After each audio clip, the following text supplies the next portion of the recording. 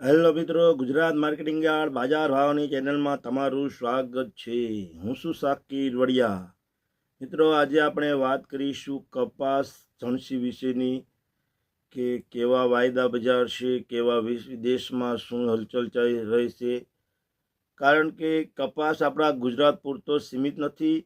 ગુજરાત સિવાય આપણા પૂરા ઇન્ડિયામાં ઘણા બધા રાજ્યો પણ છે. એ સિવાયના ચીન, વિયેતનામ, યુએસ ઘણા બધા દેશો પણ છે જે કપાસનું વાવેતર કરે છે. અને એ વાવેતરમાં આખા જ આપણા ઇન્ડિયા અને ગુજરાતના બજાર ભાવની વધઘટ થાય એના પરિબળો રહેલા છે.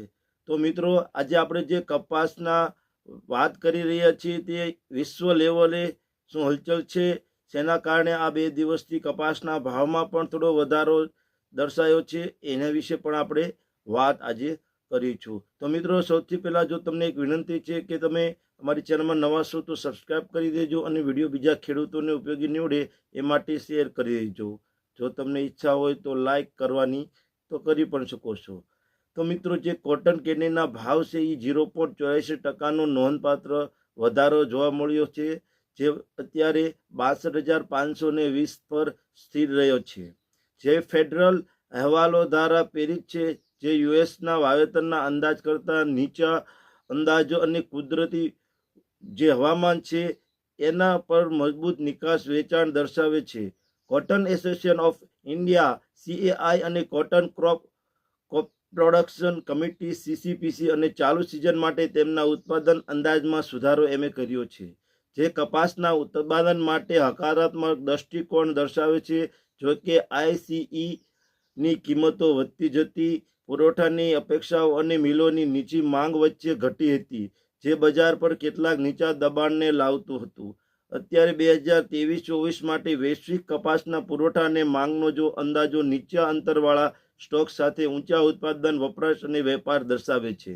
યુએસ અને આર્જેન્ટિનામાં ઉત્પાદનના અંદાજમાં ઘણો બધો ઘટાડો થવા હોવાના સમાચાર વહેતા થયા છે. ભારતમાં વધેલા પાક આ ઘટાડાનો સરભર પણ કરી દે છે, જેના કારણે વિશ્વ ઉત્પાદનમાં નજીવો વધારો થયો હતો.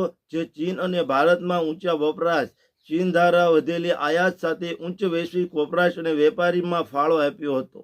જોકે સપ્તાહિક શેરોના નજીવો ઘટાડો જોવા મળ્યો હતો વચ્ચે, જે પ્રમાણમાં સંતુલિત બજારનો અંદાજ પણ દર્શાવે છે. દરમિયાન સગર ઇન્ડિયા મિલ્સ એસોસિએશન એટલે કે સીમાએ કાપડ મિલોને કાપડની ગભરાટભરી ખરીદી કરવા માટે થી દૂર રહેવાની સલાહ આપી હતી. તાજેતરના ભાવ વધારાને હાઇલાઇટ કરી હતી અને ઝડપથી નજીક આવી રહેલા આંતરરાષ્ટ્રીય ભાવ વચ્ચે સાવચેતી રાખવા વિનંતી કરી હતી.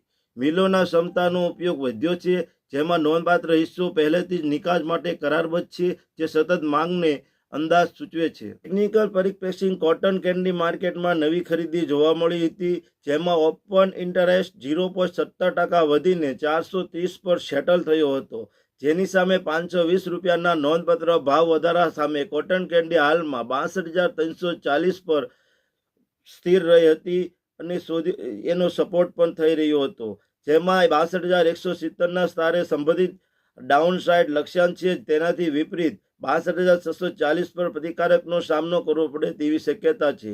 ઉપરની ચાલ જોવા જઈએ તો 62,770ની સંભવિત કસોટી સૂચવી રહી છે. મિત્રો, કપાસ બજારમાં આગળ જતા જો આપણે આવકો છે એ ઘટતી છે અને હજી પણ ઘટતી રહેશે, તો કપાસની જે માંગ છે એ વધવાની સંભવિતપણે શક્યતા છે અને માંગ વધતી રહેશે અને નિશ્ચિતપણે કપાસમાં ભાવ વધવાની શક્યતા અત્યારે બની રહી છે. અને જો જોવાનું એ રહ્યું કે આગળ જતા બીજા કોઈ કારણ ના આવે તો કપાસમાં જે આવકો છે એ ઘટવાની છે.